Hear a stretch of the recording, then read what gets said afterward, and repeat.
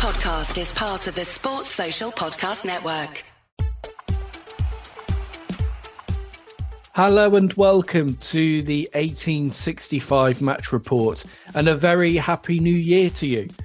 Forest started 2023 with a well-earned point against Chelsea under the City ground lights on New Year's Day. 1-1 it finished. It probably should have been more for Forest. They were the better team, certainly in the second half, created plenty of chances, but just couldn't quite find that winning goal. And in the end had to settle for a share of the spoils. Forest made two changes from the defeat at Manchester United. So Dean Henderson was back in goal, having not been able to play against his parent club at Old Trafford with the conditions of his loan deal. Morgan Gibbs-White also returned, a welcome and perhaps surprise return for Gibbs-White. We thought he might have been out for a bit longer with his muscle problem that he picked up in the mid-season break. But he was back in and he proved his worth, as we'll go on to talk about. Jesse Lingard missed out with the injury that he picked up at Old Trafford, and it looks like he'll be out for a couple of weeks now. And Gustavo Scarpa, the new signing, wasn't allowed to feature in this game because of the fact that a few of the games had been played before the transfer window opened in this round of fixtures. So Scarpa will be available for the match at Southampton. So this meant Forest lined up in the 4-3-3 formation that they'd played at Old Trafford, with Dean Henderson in goal, a back four of Serge Aurier, Joe Worrell, Willy Bolly and Renan Loddy across the back. Midfield three of Oral Mangala, Remo Freuler and Ryan Yates. And that front three being Taiwo Awoniyi, who was sort of playing from the left-hand side to begin with. Morgan Gibbs-White through the middle and Brennan Johnson on the right, with Taiwo and Jono more as inverted forwards in some ways and getting more involved in the game. I've got Tom with me to look back on the game. First of all, Tom, team news, Gibbs-White being back was a real boost, wasn't it? Yeah, definitely, especially with Lingard being out for a few weeks. You just wanted to know where the creativity was going to come from. But no, just before the World Cup break, Gibbs-White was really stepping up and showing his worth. And he's an absolute fantastic footballer and is a real credit to our side at the moment. Yeah, I should point out as well, Tom, that you and I have both had the flu over Christmas and you're feeling the effects of it a bit more than me, certainly in your voice at the moment. So if we sound a bit gravelly, listeners, then that is why we've been struck down by this Christmas flu. But we're going to soldier on. So Forest's approach in this game, I know, Tom, you were a little bit disappointed with the way that they set up at Old Trafford, and obviously you were there and watched the game in person. But Forest here, they looked to stifle Chelsea with an energetic approach and winning the ball higher up the pitch and looking to turn them over on the counter. And it did seem to be quite effective from the get-go, didn't it? Forest were more threatening, I thought. Yeah, definitely. Because when they got the ball, they just wanted to get it forward as quickly as possible. And we got in a couple of times, especially with Brennan Johnson getting in between Cucurella and Thiago Silva and bringing a decent save out of Azabalaga. And then you had Awoniyi as well, who Koulibaly, he's looked like he's struggled since he's moved from Napoli. And I think Forest was trying to capitalise on that, and he got in a couple of times. And Koulibaly just didn't want to run with Awoniyi yesterday.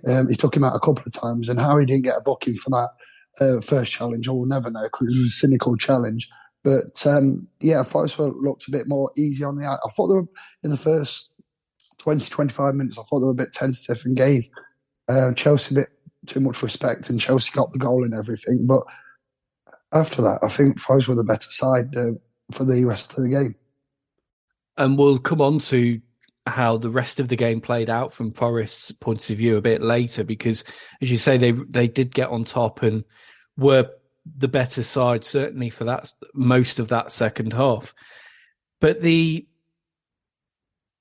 first instance of Forest turning the ball over nicely and getting a dangerous counter away was Morgan Gibbs-White had the ball around the centre circle, dinked a lovely ball through for Brennan Johnson, who ran onto it and shot straight at Kepa with his left foot. A bit disappointing in terms of the finish, but again, an example of Forest's speed of thought and mobility causing Chelsea problems. But it was Chelsea who took the lead on 16 minutes, and it was Raheem Sterling. He drove the ball home from close range after Willy Bolly's flick looped up onto the bar, dropped down in front of goal, and Sterling was there to put the ball away ahead of Renan Lodi, I think, who was trying to block on the line. Tom, what was your view on this? Was this a freak goal, or could Forest have done a lot better with it? I think it was a bit of both, really. I think it was a freak goal of how it happened, but I think the ball coming to the box too easily. I think Worrell went out to Pulisic, and he just stood off him, and he's let him bring it onto his right foot. He was putting a decent ball in. He's took a flick off Willy Bolly, then he's hit the crossbar. Then I think there was a split second where it was like, how's that happened? And I think, I wouldn't say we switched off, but it was like a bit shocked of where the ball was hit the crossbar and come out to Raheem Sterling, who's volleyed it in. So I think, first and foremost, I think we'll let the ball come into the box too easily in my eyes. Then before you know it's in the back of the net. And when you're at the bottom of the league, you just don't get much luck, do you? So I think it was just a freak goal at the end of the day. And it was a frustrating one to concede, given that Forest had looked pretty decent in those opening 15 minutes with their approach to the game. But the goal meant Chelsea were in front, and we were a little bit unsure how Forest would react here, because against top six teams, when they've gone behind, albeit mainly away from home so far this season, they've tended to crumble and concede one or two more in quick succession. But Forest came back, stuck to their game plan, and were well in the game right up until half-time, weren't they? Even though they perhaps didn't have as many chances, they were certainly tough to break down and trying to cause Chelsea problems still. Yeah, definitely. Everybody stuck to the plan.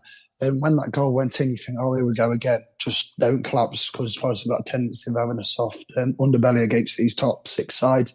But like you say, they stuck to the plan and got to half-time just 1-0 down, and then it was a matter of going again, really. Just going back to the goal and our very own Maradona of the Midlands, he was talking about this goal, and he was saying, we keep finding new and interesting ways to let goals in. And that goal seemed to be that type of unlucky, bit calamitous, and a setback when we didn't really need it. Would you agree that we are finding new and spectacular ways almost to keep finding the ball in the back of our net? Yeah, it's just one of those. It's just, I don't know if it's a luck thing or whatever, but we are conceding goals in a way that nobody else concedes goals like that. You see, it's just calamitous at times. But no, fair play to them, stuck to it, and I think we, like I said earlier, we deserve to get the 3 points at the end of the day. The caveat to that is Rich, our host, who said that they aren't freak goals if we keep conceding them, which I can kind of see where he's coming from. But I mean, that flick from Bolly on another day goes over the bar. It goes away from danger for a corner, doesn't drop onto the bar and to Sterling's feet, or it drops and Henderson can grab it. So, it's one of those. But the important thing is that Forest responded well to that setback. So the second half then, and Forest went in at the half-time break, a goal down, came back out for the second period, and they looked to step it up another level, didn't they? Their performance and the way they were trying to take the game to Chelsea. In that second half, Forest were excellent, weren't they? Yeah, they were more aggressive as well. They were getting in Chelsea's faces a bit more, and Chelsea didn't like it. There was a couple of occasions when Flora and Mount come to blows, and then there was Serge Aurier and Yates, and they just didn't like Forest being a bit aggressive and playing more on the front foot, to be honest. And I think that 20-minute period from half-time, Chelsea didn't have an answer because we just kept using the ball really well in the final third and just finding like that odd bit of space to try and create an opportunity. And then there was a good play with Yates, and he's like put the ball on the edge of the 18-yard box, and Gibbs-White's absolutely hit it like an absolute rocket. And on another day, that goes into top corner. And I just thought for like a 20, 25-minute spell, Chelsea just did not have any answers to our more aggressive play. Was that a team thing, or did that come from individuals in the side, do you think? Like, for example, that midfield three of Freuler, Yates and Mangala worked so hard throughout the game and really helped Forest to set that more aggressive tone. I think it's a team thing because everybody's got to be on it, and they were like pressing more. Everybody was pressing more and more aggressive. So I don't think it was... I mean, Yates and Freuler and Mangala had a really good game, but I just think in the second half, all the players just stepped it up that extra 10%, and to a team, Forest were brilliant. And Awani was, I think that, I know he got man of the match, but I think that was definitely his best game in a red shirt because he just kept running at Koulibaly, and Koulibaly just couldn't cope with him. And I think he just, he grew tired in the end, but I think it was another brilliant performance by Awani, and it just worked when you've got like a focal point up front, somebody who you can play off and run the channels. And I think in the second half, everybody stepped up that 10%, and as a team, we was brilliant yesterday. And a word for Taiwo there. You mentioned him, just how good he was on the day, and there's been question marks over whether he can be that kind of focal point striker, whether he can use his physicality and use it enough in the Premier League and help Forest to hold the ball up and bring others into play around him. But he was doing all of that against Chelsea and had pace and movement to trouble Koulibaly, as you mentioned, and really stretch that Chelsea backline. Yeah, he's definitely got attributes to succeed in the Premier League. I'm not going to say he's going to be like a top-end striker like a Haaland or a Salah, etc., but he's definitely got like the physical attributes to actually be a success in the Premier League. And I think at the start of the season, he was very like all arms and legs and a bit raw and everything. But I think in the last month or so, I know it was against Blackburn, and no disrespect to them, but he took his goal really well. I mean, he had quite a few chances in the game, but I think he's just piecing bits together now, and I think the coaching staff have to take credit of really working with him, and he looks a lot better player than he was when he first arrived at the start of the season. And it's encouraging to see how he's developing, and hopefully now he's going to take on that role as the main number 9, because performances like the one yesterday show just how effective he can be.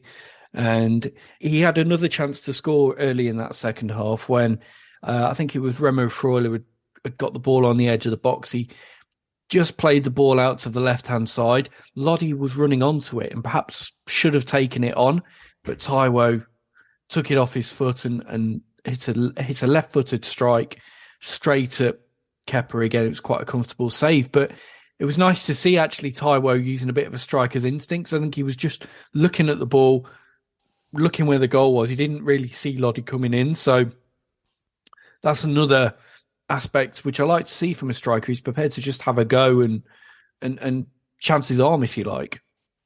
Yeah, there was a chance in the second half where Brennan Johnson's gone down the channel, and on another day, in hindsight, he probably should have squared it to Taiwo. But I've looked back at the game, and when the game was happening live, and you think, oh, I should have passed. But then you're looking at it and you're thinking, well, Thiago Silva got back, and I think Cucurella got back. So to actually find Awani for a tap in probably was a bit difficult. So I can see why Johnson took the shot. But like you say, Taiwo's that one where he's took it off Loddy in hindsight. Loddy should, because it was on his left side, but on another day he might have like. You just don't know, do you, in football? But no, it's nice that Tyro's like striker instincts and he's took the shot on. Obviously, he didn't score, but he's made the keeper work, hasn't he? So, and you mentioned that opportunity there with Brennan Johnson down the right hand side, played through with a nice ball. His pace got him away, and yeah, on the first viewing, you look at it and think, why has he not squared that? Because Taiwo's got acres of space to run onto in the middle. But Johnson's took the shot and it's saved by Kepa. But then you look at the replay and you think, well, the option wasn't really on to pass. And that's because Thiago Silva has blocked off that passing lane expertly. And by the way, how good is Thiago Silva still at 38? He was just running that Chelsea defence. Yeah, how he read the game yesterday, we thought Van Dijk was a Rolls-Royce defender, but Thiago Silva was like in another league. I mean, at 38, it was a ball what got played over the top. I think it was in the first half. And he was up against Brennan Johnson. You know Brennan Johnson's quite quick. But as soon as that ball was going to be played, Silva was on the run kind of thing. And he just read it and he just blocked the ball and from getting to Johnson. And he was just top defending. And yeah, like I said, I don't like really bigging up other teams' players, but you got to take your hat off to Thiago Silva, how good he was yesterday. His reading of the game was expert. Like you say there, that one where he's running before the pass has been played. He knows where the ball's going to go and he's a few yards ahead of the game before anybody else. And there was a chance as well where we turned the ball over in the first half. Morgan Gibbs-White running at goal and Silva just dispossessed him so calmly with a great tackle, and just shows you really these elite level players, even still at 38, how good they can be. And again from Forest's point of view, it's just how you work against those kind of players, how you find the opportunities eventually to score the goal. And from our point of view, the goal came with actually a set piece. It was a corner that was whipped in. It was headed up in the air by a Chelsea defender, but it's Willy Bolly who keeps it alive for Forest. He nods it down, and who's there but Serge Aurier to swivel and hit the ball past Kepa for the equaliser. And actually was a great goal, Tom, when you think about it. For all the players to be in that position, Serge Aurier, and he finishes like a pro.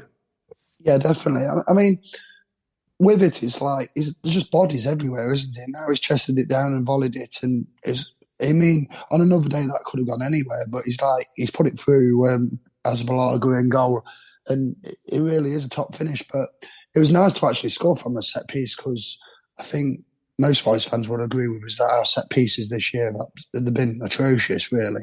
I mean, there was a couple of occasions against Man U on last week where we've took a corner, we've absolutely ballsed it up, and they're on like a 3-on-3 attack because on the counter attack. So no, it's nice to actually have a set piece yesterday and have a bit of reward from it, because, like I says, our set pieces this year have been awful. Well, this season, I should say.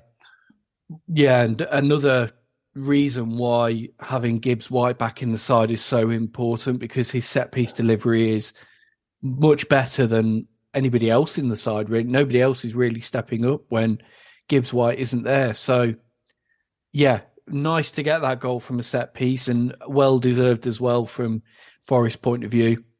Talking again about Gibbs-White, a little bit more on the opportunity that so nearly went in for him. And it was Ryan Yates with the ball down the right-hand side, drills the ball back towards the edge of the area, and Gibbs-White first time takes it on the volley, and it's just rising. It hits the crossbar, comes down and lands just in front of the line. But if that goes in, that's one of the goals of the season. Yeah, definitely. Brilliant effort. Yeah, and Azabalaga he just hopeful that it either goes over, because he's getting nowhere near that. And technically, I think Gibbs-White is probably one of the best players I've seen in a Forest shirt. I just think he's absolutely brilliant when he's got the ball at his feet, and that quality is. I know we've spent quite a lot of money for him, but that's the quality what he has. And if that goes in, like he says, that's a goal of the season contender straight away. Just but like I says earlier, it's just the luck, isn't it? When you're at the bottom, if that's a De Bruyne, for example, it goes in. But seeing we're towards the bottom of the league, we just don't get the luck. And yeah, like I said, it's an absolute brilliant effort. Unfortunate for us, it didn't go in. And I think if it did go in, I think we would have deserved to go in. I think it was before the goal, wasn't it? But but we definitely did deserve that if it did go in. And that's the thing, really. It's that whole performance probably deserved more from Forest than what they got in the end. Probably were good for the victory.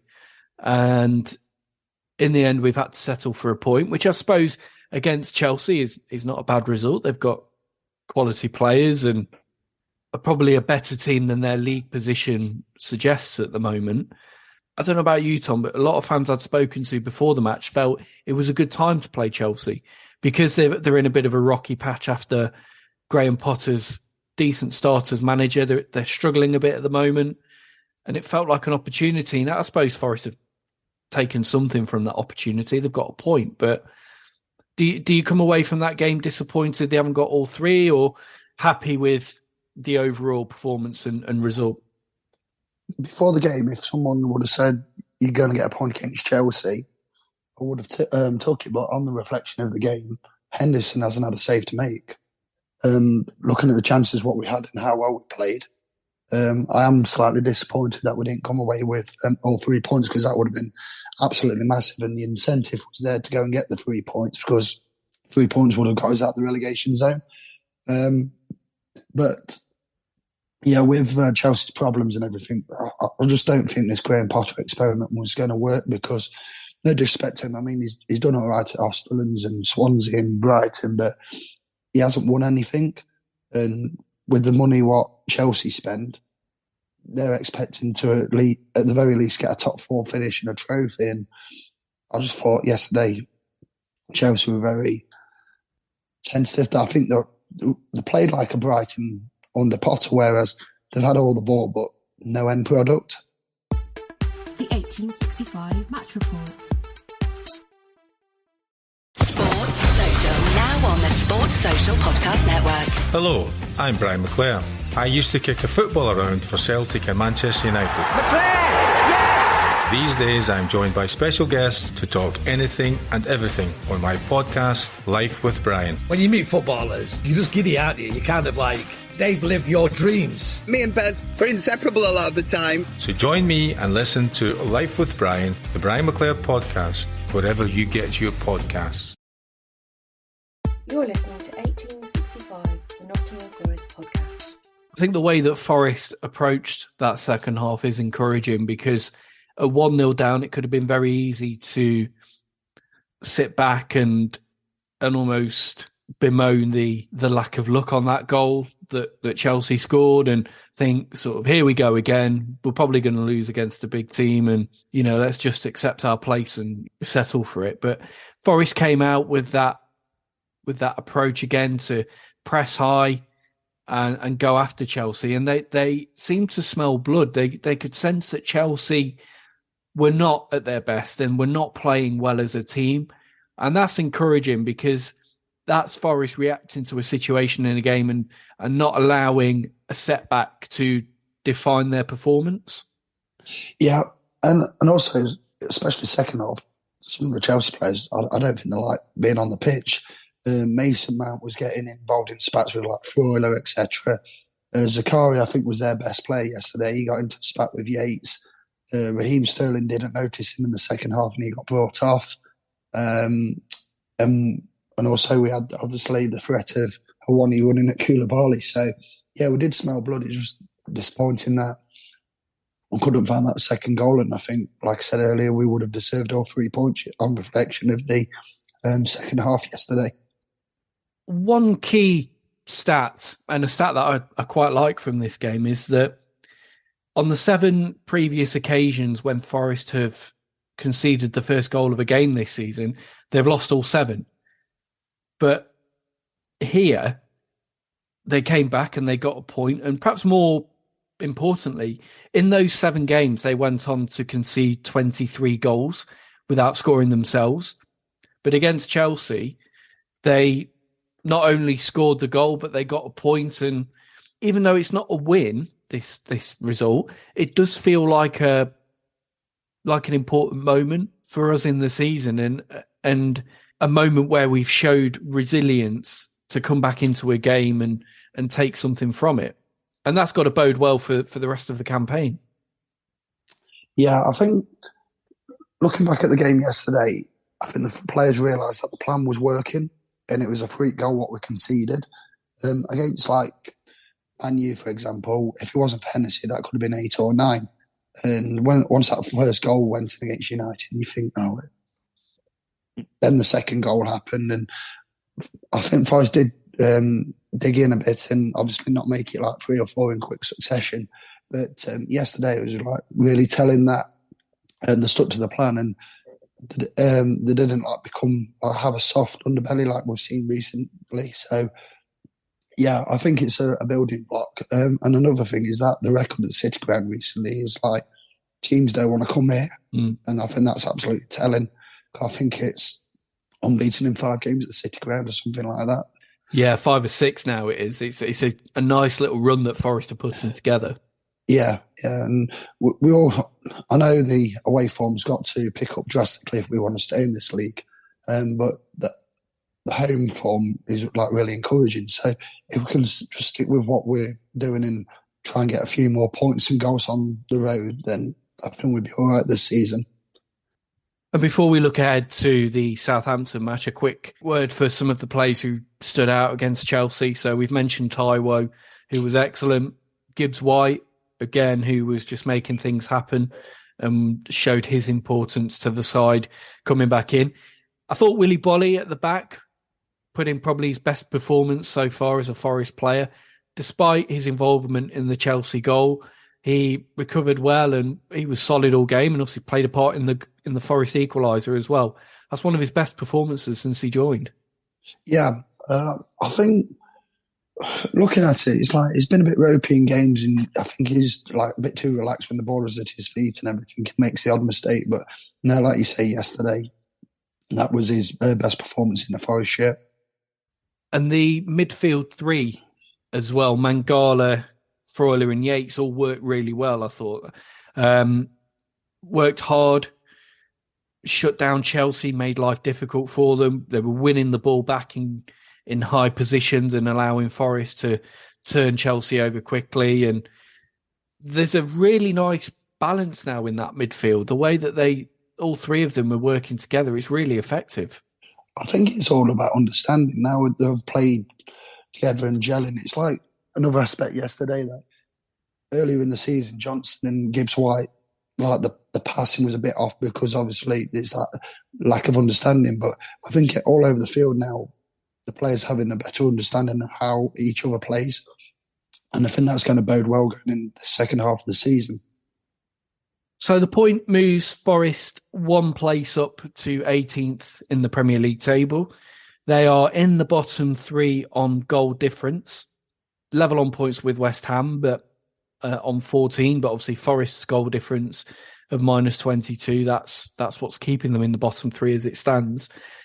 But there's a cluster of teams now up to sort of Leicester in 13th, who are all within a couple of points of Forest. So the next game away at Southampton on Wednesday suddenly feels like a real opportunity for Forest. Southampton are bottom, 2 points behind Forest. But looking at this, it does seem like almost a 6-pointer, to use that cliche. We've talked a lot this season about Forest away from home and how they're just not at the same level as they are on home soil. They've only scored 1 away goal this season. That was in August at Everton.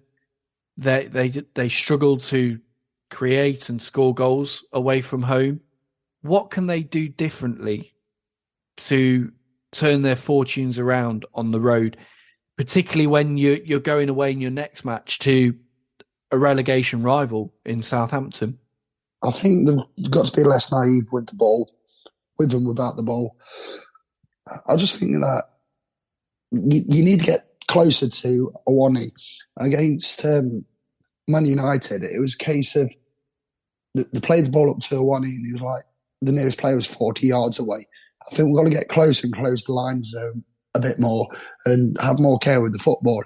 I think the game on Wednesday, and I think it is a must-win because we're not great on the road.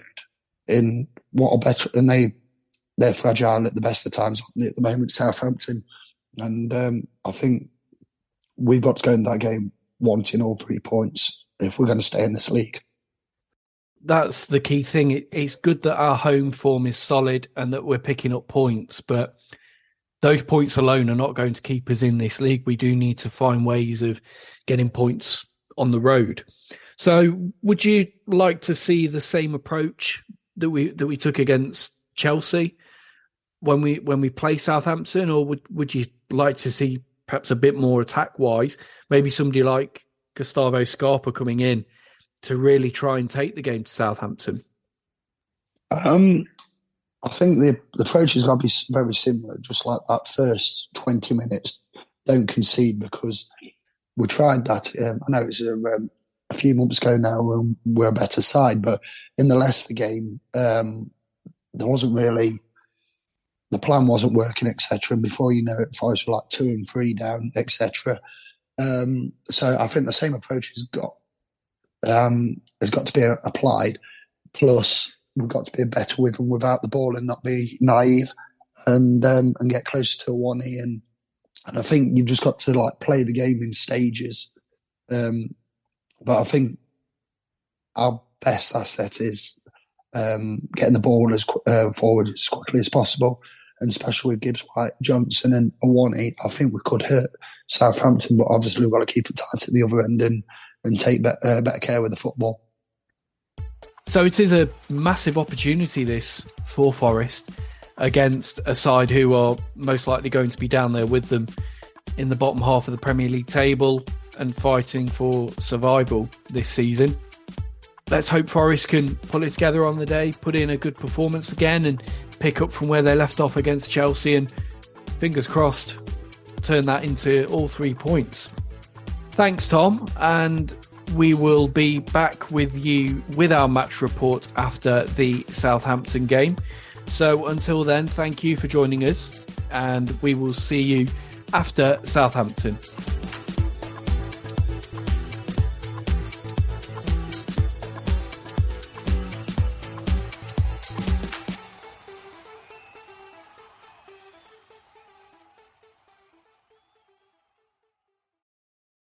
Sports Social Podcast Network.